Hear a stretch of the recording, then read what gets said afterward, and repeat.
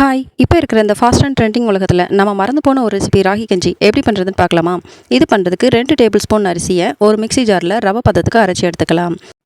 அடுத்து ஒரு பாத்திரத்தில் 4 கப் அளவு தண்ணி எடுத்துக்கலாம். இந்த தண்ணி நல்லா கொதிச்சதும் நம்ம திரிச்சு வச்சிருக்கிற அரிசியை இதில் சேர்த்து நல்லா வேக விடணும்.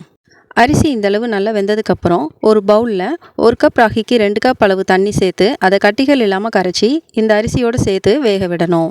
ராகியில் இருக்கிற கால்சியம் சத்து போன்ஸை ஸ்ட்ராங் ஆக்கும். கூடவே இதில் இருக்கிற அயன் பிளட்டுக்கு ரொம்பவே நல்லது. நம்ம ஒரு கிளாஸ் ராகி கஞ்சி எடுத்துக்கிட்டாலே வயிறு ரொம்ப ஃபில்லிங்காக இருக்கும். இனி இது கட்டியானது உடனே ஸ்டவ் ஆஃப் பண்ணிவிட்டு இதை ஆற விடலாம். கஞ்சி பண்ணுறதுக்கு இந்த ராகி களி கொஞ்சம் மிதமான சூடாக இருக்கும்போது கையில் கொஞ்சம் தண்ணி தொட்டுட்டு இந்த மாதிரி உருண்டைகளாக உருட்டி தனியாக ஒரு பவுலில் எடுத்து வச்சுக்கலாம். இந்த உருண்டைகள் எல்லாம் முழுகிற அளவுக்கு தண்ணி சேர்த்து ஒரு நைட் ஃபுல்லாக அல்லது குறைஞ்சது 8 மணி நேரம் இதை புளிக்க விட்டுறலாம்.